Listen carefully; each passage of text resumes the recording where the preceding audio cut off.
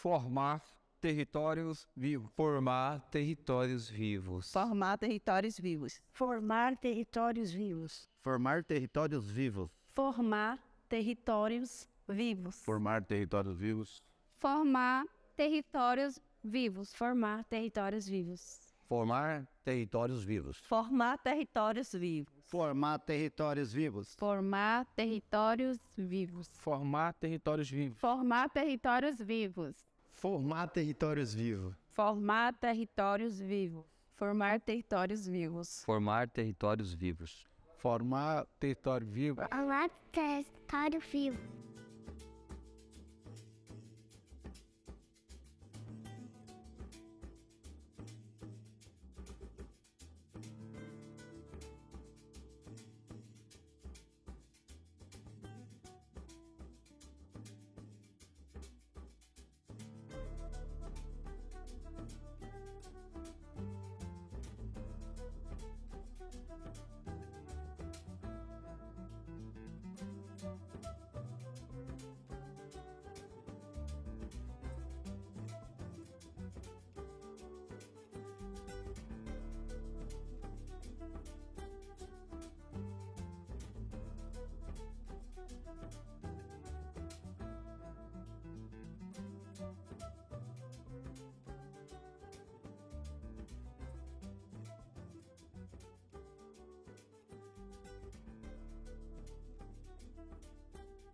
Formar Territórios Vivos é um programa de formação voltado a povos e comunidades tradicionais que foi construído de uma forma bastante participativa, abordando várias temáticas que dizem respeito aos direitos desses povos e comunidades tradicionais.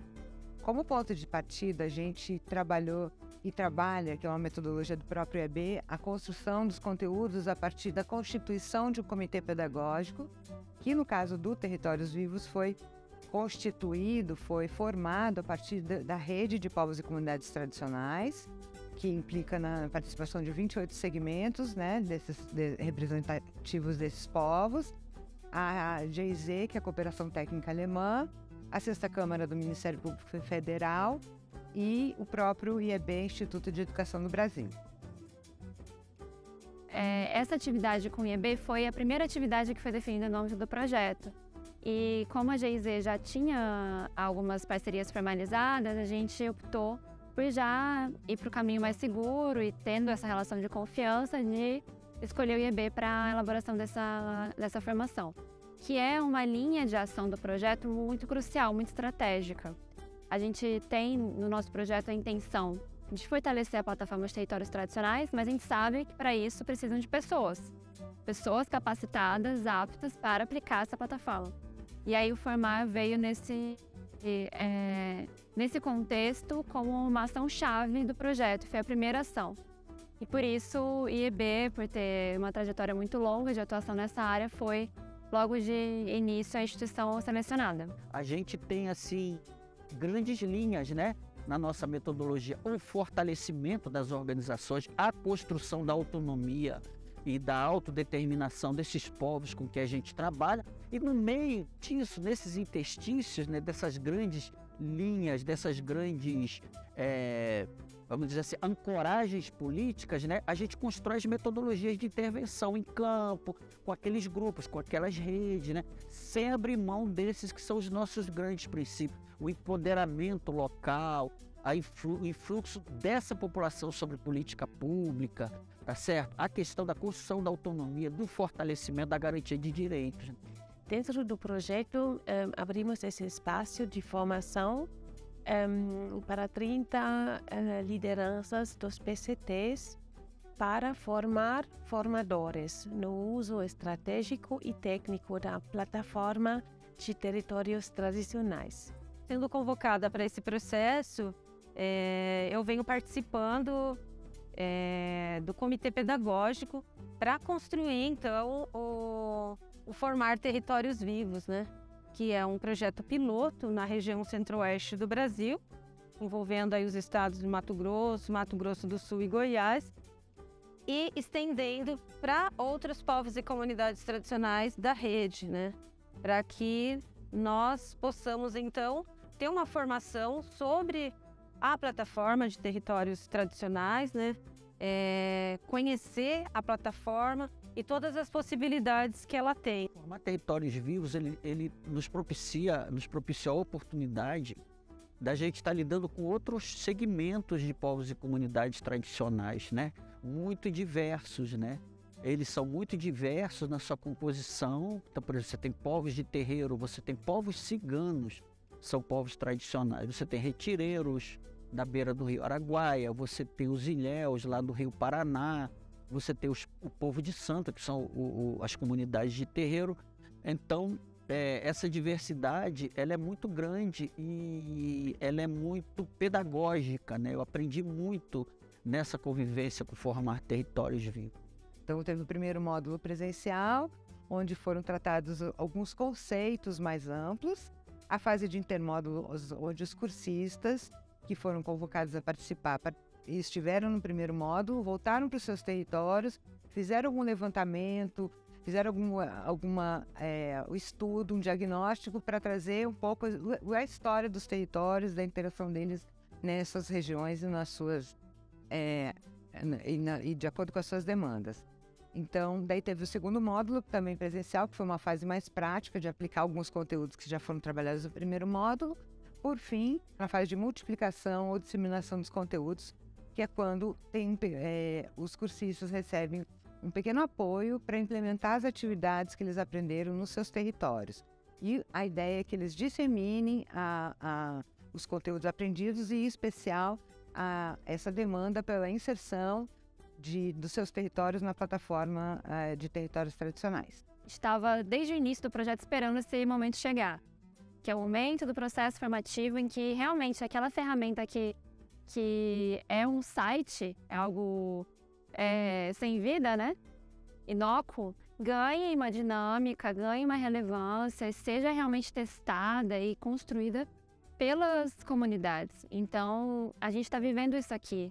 Isso está sendo toda a riqueza do processo. Você vê o que funciona, o que não funciona, o que precisa melhorar, o que não. A gente teve processos muito ricos de reflexão aqui, né? Então, as expectativas estão sendo alcançadas e até superadas nesse sentido. Tem sido tudo um processo muito participativo. As comunidades conseguiram influir realmente nas conclusões, nos produtos, nos resultados do trabalho. E eu acho que a gente tem feito até aqui, então, um caminho coerente, consistente, que abre caminho para... que abre perspectiva de um avanço ainda maior dessa ferramenta e do fortalecimento do Conselho Nacional e das lideranças tradicionais que estão envolvidas no projeto com a gente. Esses procuradores que estão envolvidos com formar territórios vivos, alguns deles são de uma valentia tremenda. E foram eles, do Ministério Público Federal, né, da galera que pegou e falou o seguinte: vamos desenvolver uma plataforma para desinvisibilização de povos e comunidades tradicionais. Aqueles povos estão invisíveis para o Estado, tá? Invisíveis para a política pública. Eles são visíveis para os invasores dos territórios deles, né? Eles são visíveis para os fazendeiros, para os pecuaristas, para os latifundiários, mas ele é invisível para a política pública. Então, se está invisível, então, por que não uma plataforma para desinvisibilizar essas populações, desinvisibilizar esses territórios, torná-los sujeitos de política pública, né?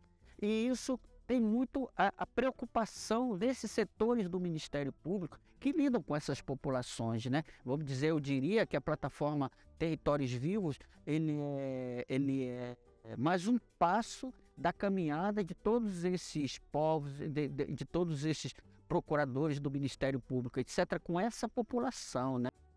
Porque a plataforma hoje, ela está o quê?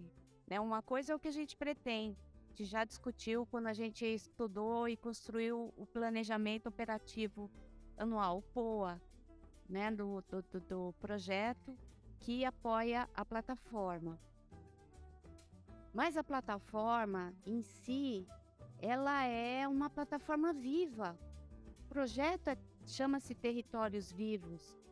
E a plataforma, como ela é uma via de exercício da autodeclaração e da autodeterminação dos povos, ela pode servir como um espaço para que os PCTs digam como é que querem que apareça um determinado território.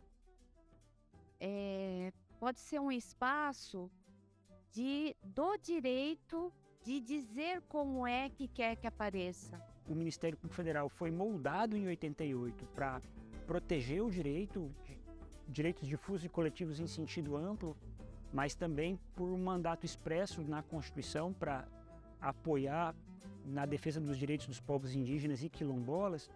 O MPF acabou estendendo a sua atuação para esses outros segmentos de povo e comunidade tradicional também. E isso tudo é um patrimônio institucional que foi construído com o esforço de muitos colegas no Brasil inteiro.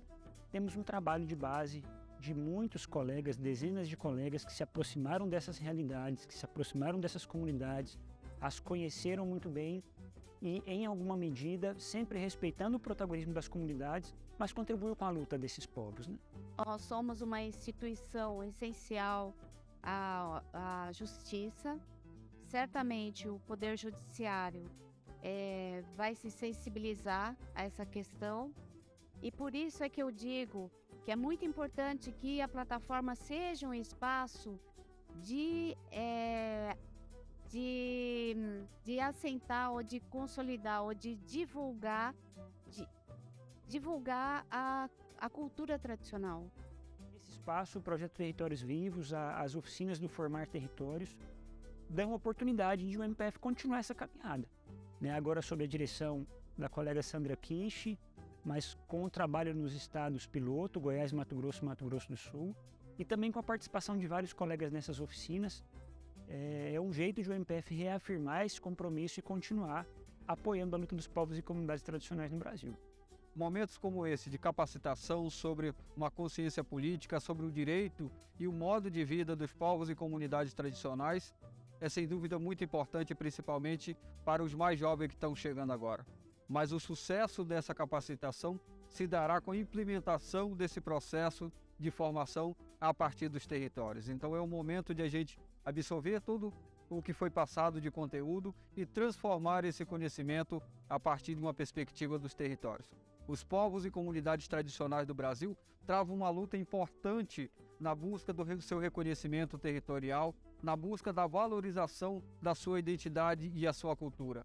E essa luta não é só das pessoas que estão aqui, mas é uma luta de todos os povos e comunidades tradicionais do Brasil. E levar esse conhecimento para uma base tem, ao mesmo tempo, o objetivo de fortalecer essa transformação e essa luta política a partir do território. Eu existo porque alguém se viu na minha cor, porque alguém escreveu a minha dor, porque alguém antes de mim foi lá plantar e ajudou-me a caminhar, e para sempre viverei, nasceu o que plantei. Essa força é que faz com que a gente permaneça na luta, né? A luta por direito à terra, a luta por direito ao local de pescar. E aí eu falo assim, a questão da pesca, porque está dentro do meu segmento. Mas a luta mesmo pela terra, porque é a luta no geral de todos os segmentos que estão nesse curso, né? Então que a gente volta com essa garra de dizer, vou continuar lutando, permanecendo lutando por dias melhores dos meus segmentos.